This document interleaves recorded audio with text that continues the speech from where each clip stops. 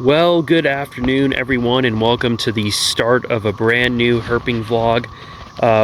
My time in Georgia is very close to coming to an end. I only have a few days left here, so it is still early May, and we have an absolutely beautiful day today. It's mostly sunny with a little bit of cloud cover, and what I've decided to do today is go on some dirt roads here in the Georgia Piedmont and just road cruise around, maybe see some snakes, turtles, or other herps that might be crossing the road. What's interesting about today, or in this weekend in general, is we're actually getting probably the last cold front of the year. Temps are actually only going to be in the mid-70s for today, and while that's absolutely perfect weather, it actually might be on the colder side.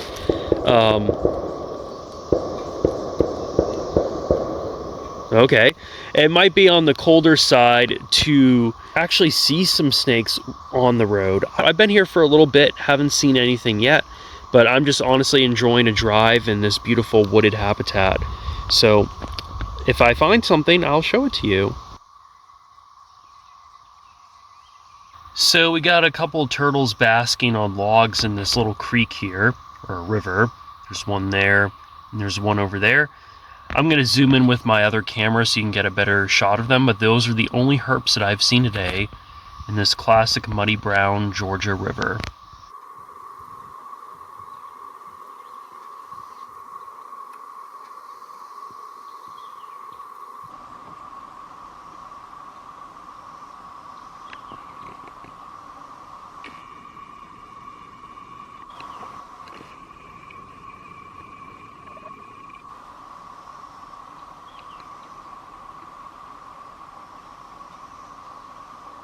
So I just flipped this right here.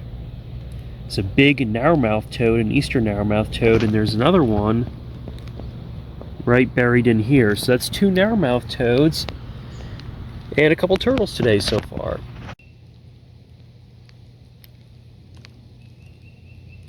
So here is one of these narrowmouth toads in hand. Now they're not true toads like you would think of: Fowler's toads, American toads, southern toads, even cane toads, those buffonid toads. They're more like primitive frogs, but they're really fascinating. I think they're some of the coolest looking toads. Oop. I think they're some of the coolest toads that we have. So take a look at this guy. Really awesome. I'm going to put him back under his board in a second here, but figured I'd get an in-hand shot of one. Alright, time to release the narrowmouth toad back under its board. And there it goes. Just flipped another narrowmouth toad on the board adjacent to the one I got the other one under. So a few narrowmouth toads here. Look how funny these things look. Like I said, I think they're just some of the coolest looking frogs and toads that we have. Let's put him back under his board. So he was... No. Go. There he goes. Cool.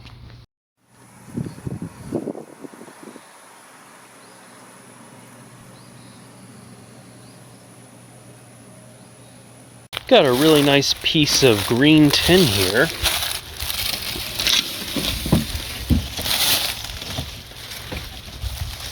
And I don't see anything under it.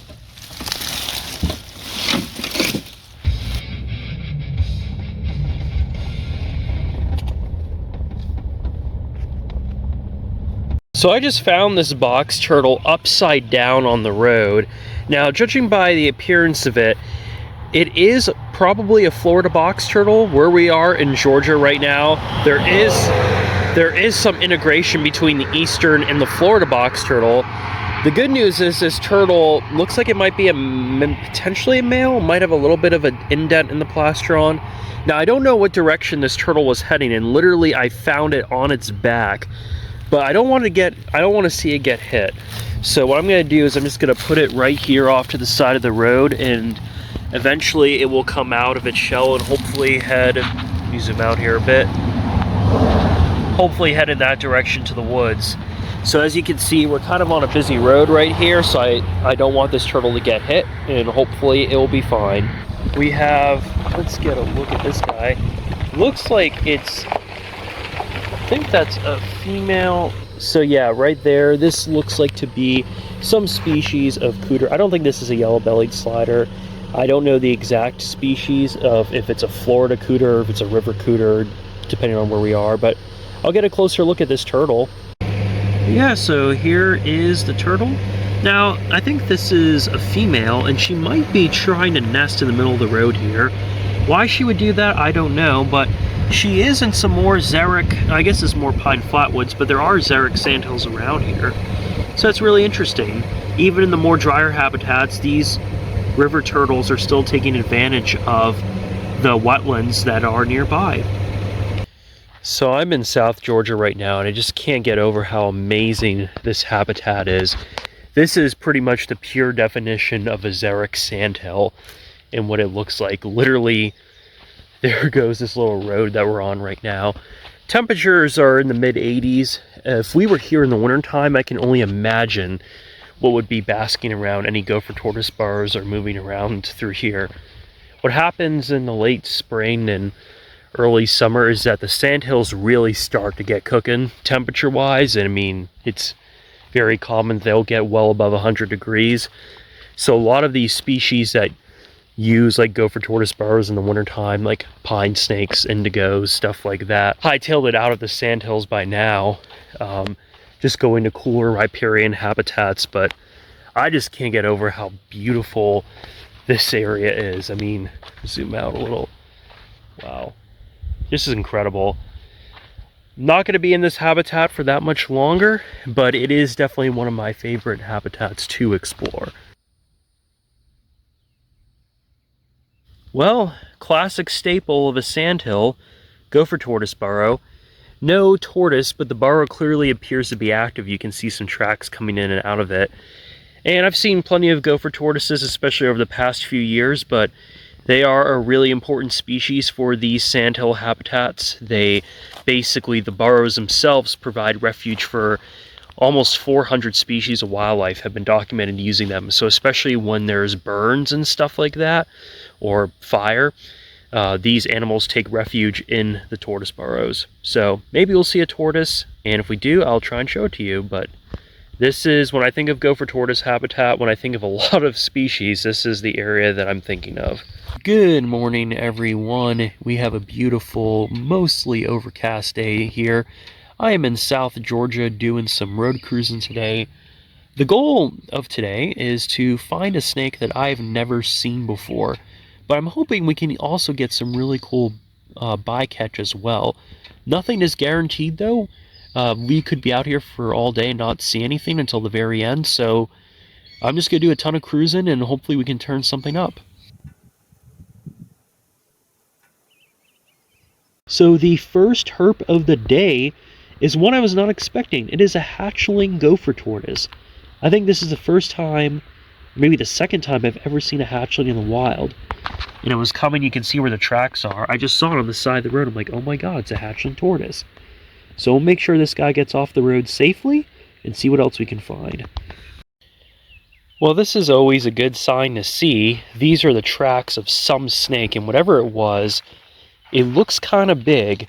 It looks like the snake tried going up this embankment, came around this way. I followed the tracks in both directions, and whatever, they just seem to end, which means the snake, I think, definitely got into some of this like surrounding habitat here. But I drove here not too long ago, and these tracks were not here.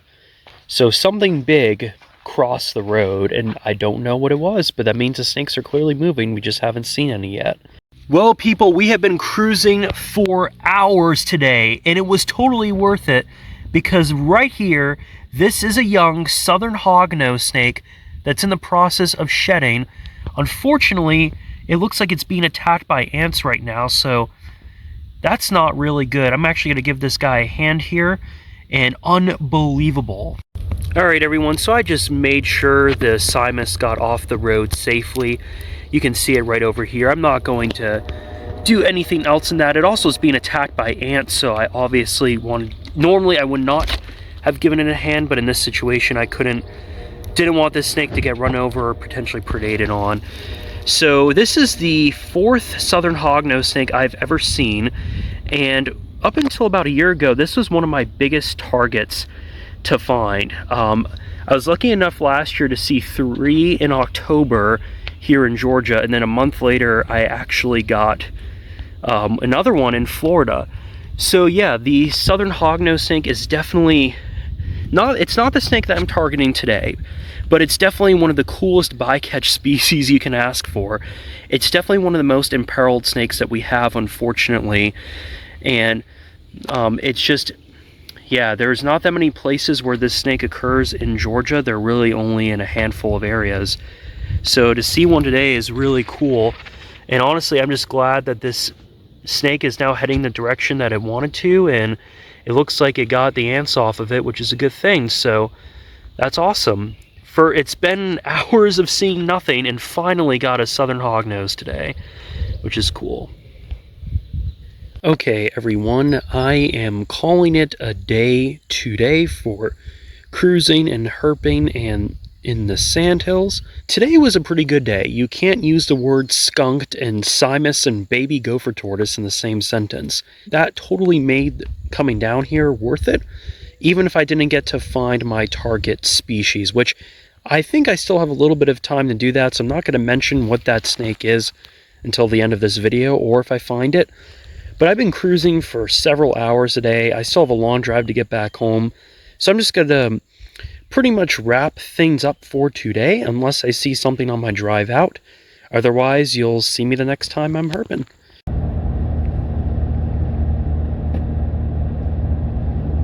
Hi everyone, so right now I am in some pine flatwood habitat here in northern Florida. And right now I am specifically on the hunt for a Florida timber rattlesnake. A couple months ago when I was in Florida, I found a DOR baby timber rattlesnake, but to date I still haven't seen one alive. Timber rattlesnakes barely make it into Florida. They're in like the extreme northern part of the state. I'm not really in their range that often. I don't know the next time I will be. So I'm going to cruise around here for the next couple hours on some dirt and paved roads, and hopefully we can turn up a timber, but we have the potential to see some other cool snakes as well. So let's see if we can find anything.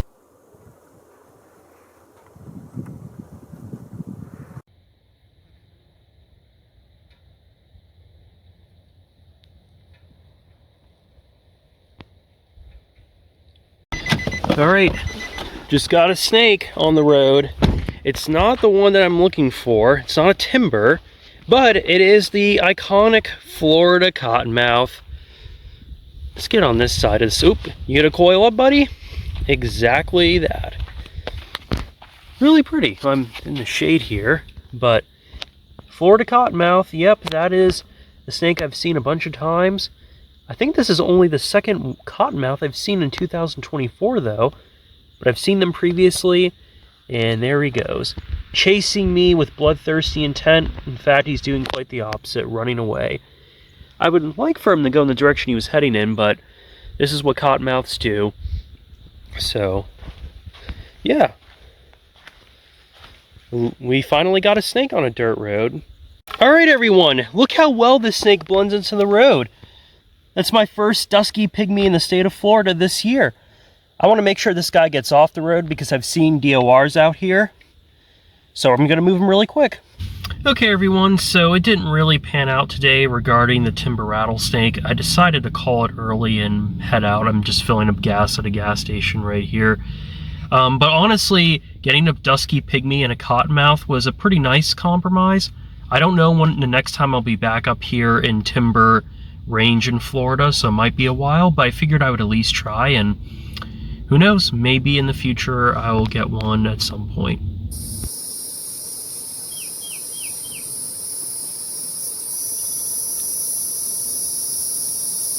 Well, hi there everyone. I'm coming to you today from beautiful northern Florida. And before I end this video, I wanted to mention the snake that I have been targeting throughout this video, the one specifically that I've never seen before. I technically name dropped it earlier in the video, but the snake that I've been targeting has been a Florida pine snake. It's one of the last snakes I have to see here in the southeastern United States. And I'm not going to get into too much detail as to what this snake is, but basically It is a huge fossorial snake that's very hard to find. So yesterday I made an attempt to actually go out and look for a Florida pine snake. So basically the day started off overcast, and it had just rained, so a big storm had passed through, and I figured, well, this will be a good opportunity to see if there are any snakes crossing roads. I decided to start off by road cruising, but I eventually transitioned into hiking. And with pine snakes being fossorial, they're often associated with gopher tortoise burrows. So I was in some xeric habitats and basically just poked around in gopher tortoise burrows in various states. So they can use active gopher tortoise burrows, but they'll also use inactive collapsed ones as well. But pine snakes specifically are also known to use pocket gopher tunnels, essentially. So I was looking for areas with pocket gopher mounds and just walking around there. Maybe there was a hole coming out of the ground near one of those mounds and a pine snake could have been basking out of it. I put in a couple hours of hiking and cruising the other day, and unfortunately I was unsuccessful, and pretty much I'm wrapping up the video here today, so we'll end the video without seeing a pine snake. Honestly, it was kind of like looking for a needle in the haystack. It was really good habitat. Even though the snakes can get pretty big, sometimes they're just really hard to find. So with that all being said, not only am I ending this video, but I'm also ending my time in the state of Georgia. For the last 5 months, I lived in Georgia, and while I didn't get to herp as often as I would have liked to during that time, the opportunities that I had to go out herping and the herps I saw just passing by was totally enjoyable. I'm not going to go into an in-depth recap here, but I think some of the biggest highlights were getting a bunch of salamanders during the winter months, specifically eastern tiger salamanders. That was a huge lifer for me, along with red salamanders, which are also a lifer. And then as things got warmer in the springtime, we had some really productive flipping trips for snakes. We had one weekend where I got 8 eastern king snakes and a couple cane breaks. But yeah, we also had eastern diamondbacks that were kind of sprinkled in here and there as well. Honestly, there were a lot of things, and I can't really think of all of them on the top of my head, but the last 5 months in Georgia herp-wise were pretty enjoyable. Glad I got to spend some time in the Piedmont of Georgia, in the northern part of the state. Those are areas that I hadn't really been to, and I also got to go to some areas in the coastal plain that I had never been to before. So at the end of the day, really enjoyed my time in Georgia, and what I'm doing now is I'm actually about to get on an airplane here and leave the Southeast entirely for a little while, but I'll be back soon to start my next adventure, and I'll mention at some point in the future what that actually is. So thank you everyone, I hope you all have a good day, and I'll see you the next time I'm out herping.